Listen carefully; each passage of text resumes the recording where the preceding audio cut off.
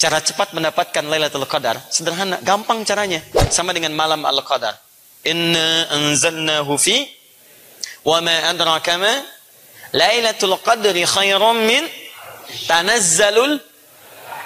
Di saat malam Al-Qadar itu bukan satu dua malaikat, malaikat pada turun memenuhi bumi. Saking penuhnya ke bumi kata para ahli tafsir, termasuk disebutkan di Ibnu Katsir, sampai seakan-akan bumi itu sekap dengan malaikat, senyap. Sampai angin itu terasakan tiupannya pelan sampai tak terasa. Tenang, bunyi hampir nggak ada di malam itu. Teduh, kenapa? Karena tertutup sekat-sekatnya oleh malaikat. Ini apa? Gelas ya. Kalau gelas ini saya isi kelereng 3 misalnya, terus saya goyang-goyang, kedengaran bunyinya? Kedengaran, sama kayak daun bergoyang, macam-macam, angin hirup pikuk. Tapi kalau saya isi dengan kelereng sepenuh gelas ini, saya goyang-goyang, kedengaran bunyinya? Tidak. Seperti itulah banyak turun malaikat, menutup semua celah-celah di bumi. Karena itu keadaan malam itu tenang, damai, hati kita tentram, karena keadaannya luar biasa. Kalau tidak percaya, nanti saat malam Ramadan, Anda jangan tinggalkan malamnya. Cara cepat mendapatkan Lailatul Qadar sederhana, gampang caranya. Malam maksimalkan untuk ibadah. Anda tidur sejenak, malamnya bangun walaupun 1 jam 2 jam. Setiap malam Ramadan jangan tinggalkan. Kalau setiap malam Ramadan Anda ibadah, demi Allah saya katakan, Anda berpotensi mendapatkan Lailatul Qadar. Karena Anda tidak pernah meninggalkan malamnya. Jelas ya? Gampang, jangan tanyakan lagi. Ustaz, bagaimana cara cepat mendapatkan Lailatul Qadar? Malam ibadah. Setiap malam Ramadan. Walaupun 1 jam, 2 jam. Ambil jeda malam, ibadah di situ. Setelah itu, istirahat lagi, istirahat lagi. Insya Allah, Anda akan dapatkan bagiannya. Jelas ya? Nah, sekarang lihat sini. 1, para malaikat turun menyertainya. Masya Allah. Apa yang kemudian terjadi ketika malaikat diturunkan oleh Allah khusus untuk menjaganya? Orang-orang yang dekat dengan Allah, meneguhkan dirinya. Ingat, dekat ini bukan sekedar dia merasa dekat, tidak. Tapi ada indikatornya. Orang yang dekat dengan Allah, maka hukum-hukum Allah akan dia jaga dalam kehidupan. Karena dia dekat, dia malu sama Allah. Ya maaf, Anda dekat dengan teman Anda. Bukankah di hadapan teman Anda akan bersikap baik? Kelihatan teman Anda akan baik. Kedengaran teman Anda tidak akan membicarakan yang buruk di hadapannya. Maka orang yang dekat dengan Allah, dia akan merasa Allah menyertainya. Allah melihat dia. Allah mendengar kata-katanya. Maka mustahil ada orang dekat dengan Allah, dia bisa bicara yang tidak baik. Karena malu kalau kedengaran oleh Allah. Anda kemana aja, kapan Allah tidak mendengar Anda? Anda kemana aja, kapan Allah tidak melihat Anda? Maka orang yang dekat dengan Allah, maka hukum Allah akan dia jaga dalam kehidupannya. Malaikat turun menjaganya, Allah. Kan baik-baik? Takhafu. Dia tidak akan pernah merasa khawatir. Masya Allah. Gak takut dia. Kalau dekat dengan Allah. Anda dekat dengan pimpinan, Anda tenang di pekerjaan. Dekat dengan pihak keamanan, Anda tenang dalam kehidupan. Dekat dengan sikulan-sikulan, merasa terjamin. Orang dekat dengan Allah, apa yang mau ditakutin? Setan aja takut sama Allah. Anda bisa bayangkan. Wala tahzanu, tidak sedih.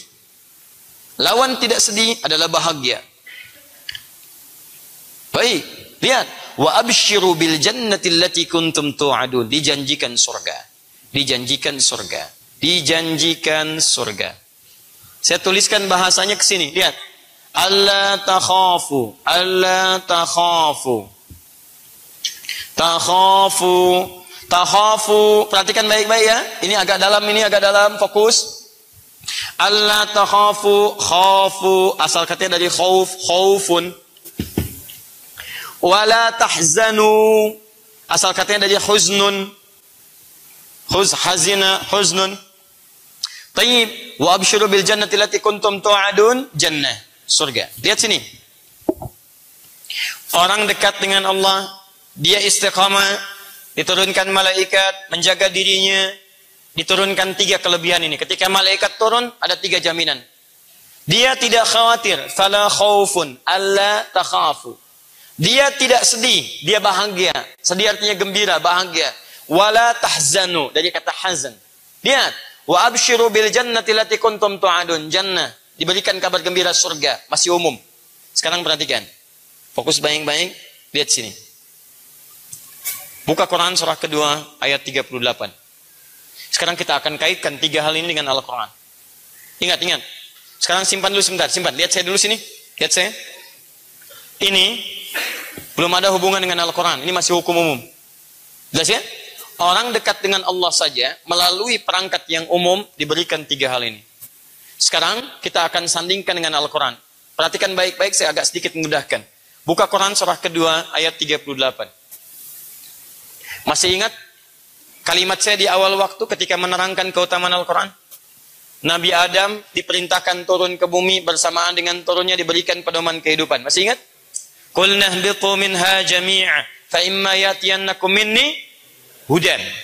Adam turun ke bumi. Nanti saat kamu turun, saya turunkan petunjuk hidup, disebut dengan hudan. Ini, lihat sini. Faman tabi'a hudai. Siapa yang mau mengikuti petunjuk hidup yang aku turunkan. Saat dia di bumi, lihat ujungnya. Fala khaufun alaihim walahum. Lihat, fala khaufun, fala khaufun, fala khauf. Asal kata alla takhafu dari kata khauf. Fala khaufun. Ini jaminannya alla takhafu. Yang ini fala khaufun. Perhatikan. Kalau alla takhafu, kamu nggak usah khawatir. Tapi kalau fala khaufun, nggak ada kekhawatiran sama sekali. Yang ini nggak khawatir karena malaikat turun. Tapi kalau yang ini, kekhawatiran dihilangkan dari dalam dirinya oleh Allah Subhanahu Wa Taala. Nggak ada khawatir sama sekali. Jadi yang ini lebih tinggi dibandingkan dengan yang ini. Lebih tinggi. Kapan yang ini didapatkan? Ketika dia dekat dengan Allah lewat hudan. Faman tabi'a hudai. Orang yang dekat dengan hidayah Allah Subhanahu Wa Taala, mengikuti petunjuk kehidupan, maka fala khaufun alaihim, bagi diri mereka, walahum yahzanun, dan dijaga langsung oleh Allah untuk tidak pernah mendapati kesedihan dalam kehidupannya. Ada musibah, tenang. Ada kebahagiaan, nggak berlebihan. Tenang hidupnya. Luar biasa. Ini. Yang ini, alla takhafu wala tahzanu. Dijamin tidak akan bersedih. Tapi jaminan ini melekat ketika malaikat menyertai. Yang ini tidak. Anda lakukan pedoman dalam kehidupan, ikuti petunjuk Allah, maka la khaufun, kekhawatiran disingkap dari hidup Anda, walahum yahzanun, kesedihan ditepikan dalam kehidupan Anda. Paham? Adam turun, datang membawa hudan. Adam meninggal, Nabi lain dipilih, datang membawa hudan.